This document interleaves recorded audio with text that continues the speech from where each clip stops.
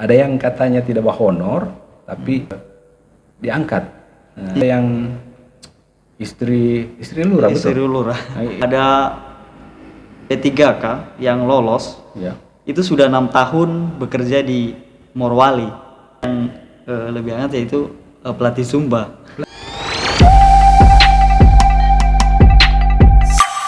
Baik, kita berjumpa lagi di Bahas Berita Radar Palu.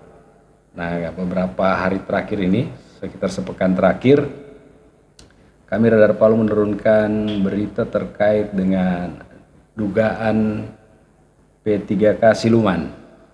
Nah, berita ini kami muat dalam beberapa pekan, itu mulai dari pemeriksaan oleh inspektorat terkait dugaan ada sekitar kalau saya tidak salah ratusan itu P3K di lingkup Kota Palu itu menjadi atensi dari Inspektorat Kota Palu untuk dilakukan pemeriksaan.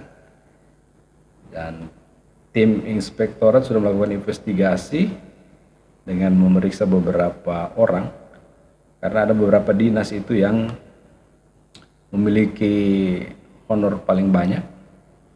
Itu sudah kami muat di Radar Palu pada edisi 3 November 2025. Ini beritanya. Nah, sahabat Radar Palu nanti yang ingin mendapatkan berita lengkapnya bisa. Nah, kemarin itu hari Rabu pagi ya. Nah, itu sore di DPR itu didatangi puluhan apa itu honorer ya? Aliansi Honorer Kota Palu. Aliansi Honorer Kota Palu. Nah, mereka itu datang ke DPR juga ingin mempertanyakan dugaan isu ini. Sekali lagi kita disclaimer dulu bahwa ini masih dugaan ya, jangan sampai nanti ini sudah dianggap final karena masih dilakukan pemeriksaan atau investigasi oleh inspektorat. Nah, saya ingin tahu ini kemarin Ono ada di sana meliput, ada puluhan ya? Iya, ada puluhan. Jadi awalnya mereka sudah sebelumnya sudah audiensi dengan pihak Komisi A sebagai mitra dinas pemerintahan. Kemudian Komisi A menjadwalkan untuk rapat dengar pendapat. Ya. Jadi mereka tidak datang aksi. Kemudian ada 2 tuntutan yang mereka layangkan ke DPR, yaitu status mereka sebagai honorer terkait dengan kapan diangkat menjadi P3K penuh waktu dan P3K paruh waktu. Oke. Yang datang ini memang belum terangkat ya? Belum terangkat, Om. Itu untuk total keseluruhan yang data mereka itu 1.250. Itu yang akan di cover untuk menjadi P3K paruh waktu dan P3K penuh waktu. Oh, yang datang ini memang yang mereka honor. Ya.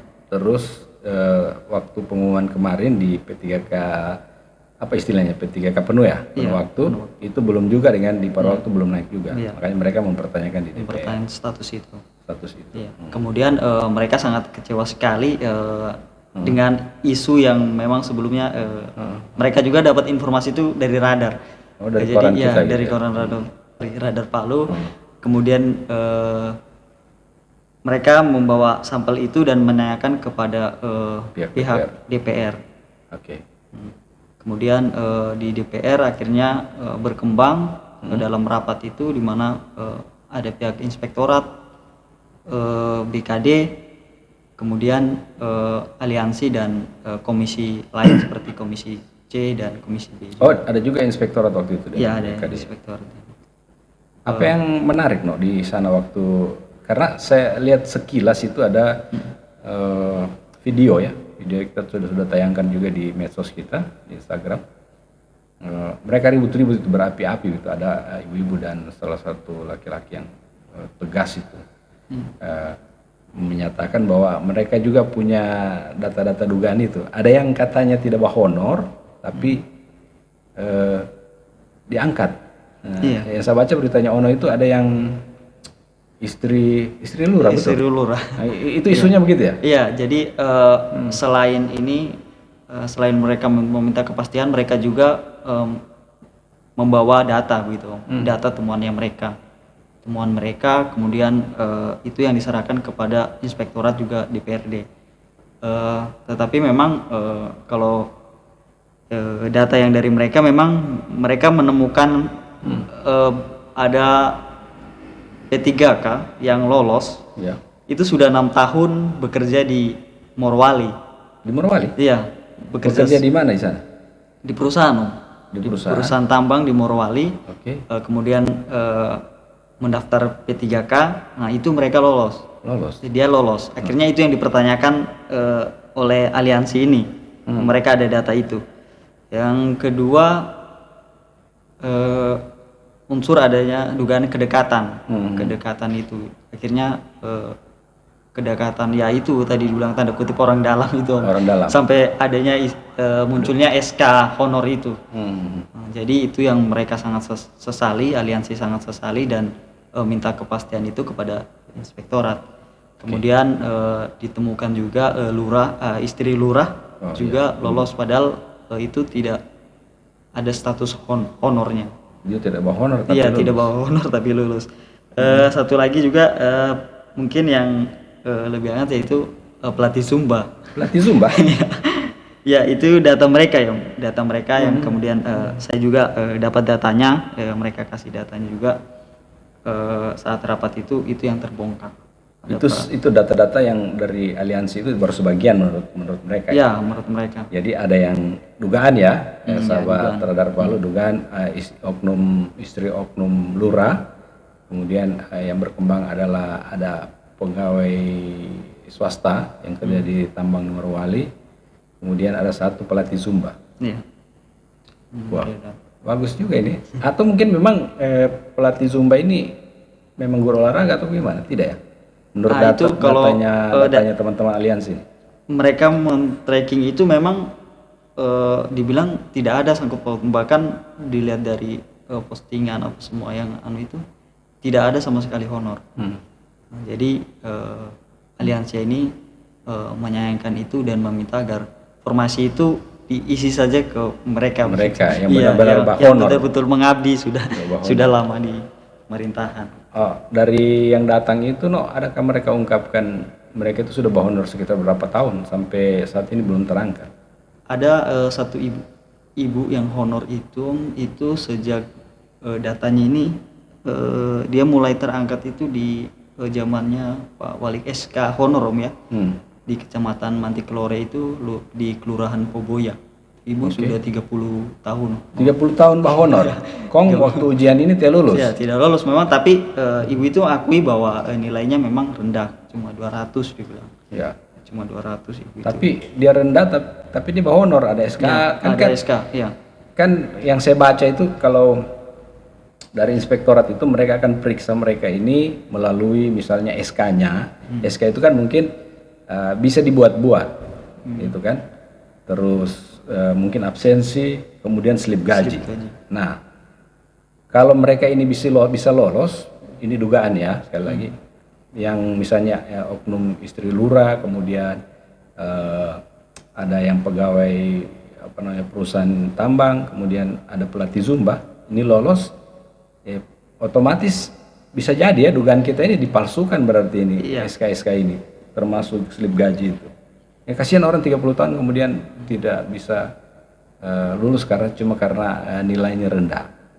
Kalau saya misalnya juga menjadi penyusup, bisa juga berarti saya ini.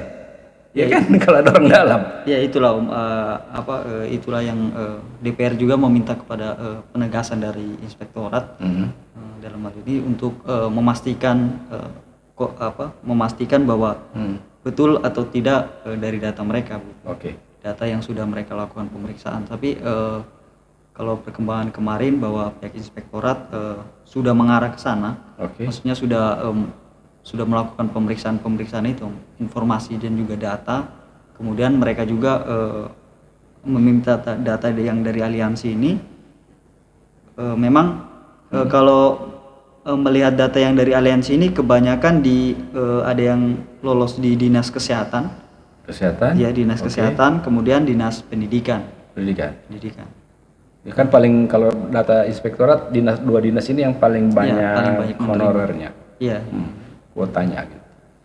Kemudian juga anggota DPR juga menegaskan bahwa ini akan panjang sebenarnya Om kalau Ya. memang ini betul terungkap bahwa ada P3K kan, baru dibilang bahwa dengan data ini kemungkinan ada lain di dinas-dinas lain juga Bisa jadi. bisa jadi ada juga Ada begitu. juga Iya. dugaan siluman Dugaan di dinas siluman lain. di dinas lain selain yang mungkin inspektorat Oke. sampaikan itu.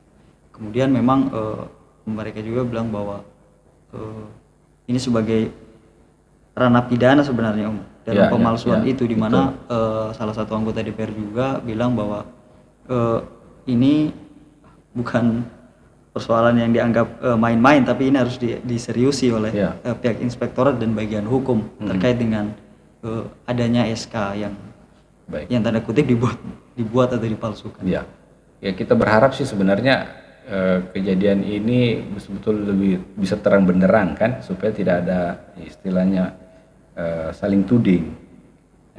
Apakah benar ada siluman atau tidak? Karena ada beberapa orang yang mengaku yang sudah menyampaikan data-datanya mereka itu, teman-teman mereka itu, sebenarnya itu harus ditindaklanjuti.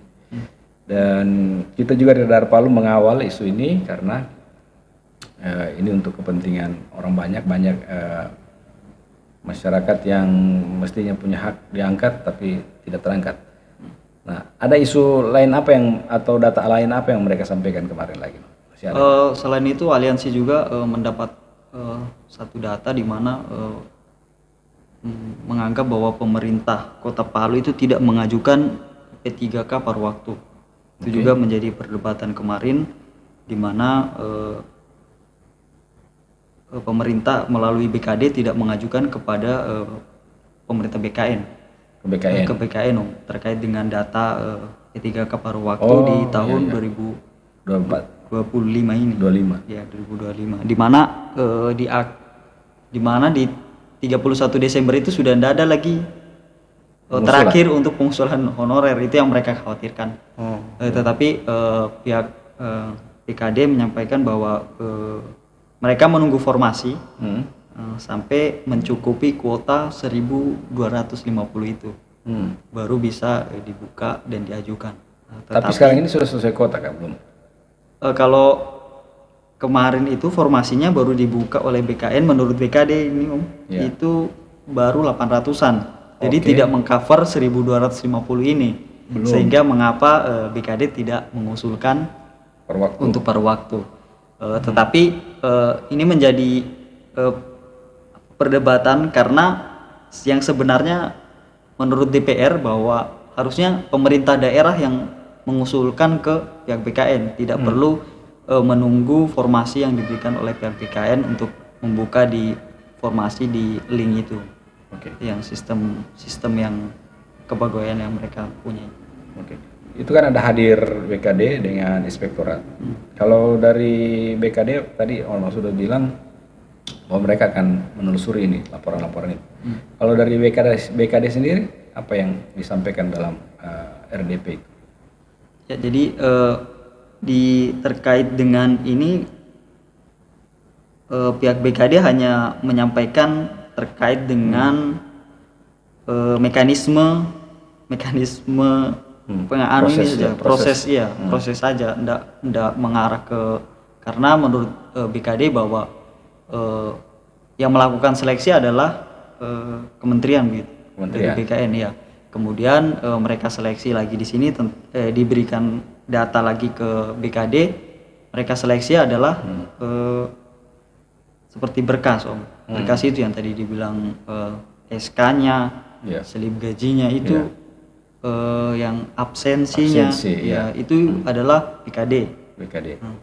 Selama unsur itu selama 3 itu memenuhi, maka itu diusulkan diusulkan untuk ikut ujian seperti itu. Itu menurut mekanisme itulah yang disampaikan oleh sekretaris BKD Kota Palu kemarin. Hanya mekanisme itu sih. Kalau dari DPR siapa semua yang hadir? Kalau DPR kemarin dipimpin oleh Ketua Komisi A, Pak Irsan Satria. Irsan Satria. Kemudian ada juga hadir juga Ketua Komisi C, Pak Wim, kemudian ada juga dari fraksi-fraksi lain. Ada dari Nasdem seperti Nasdem, Muslimun, kemudian PAN juga, Ibu Neni. Kemudian ada juga Pak Imam juga yang mengusulkan untuk agar inspektorat menyediakan posko pengaduan terkait dengan P3K. Ini loh yang terakhir, kalau dari DPR sendiri penegasannya dengan permintaan para aliansi honorer ini apa pada saat RDP itu? Apa yang disampaikan DPR gitu?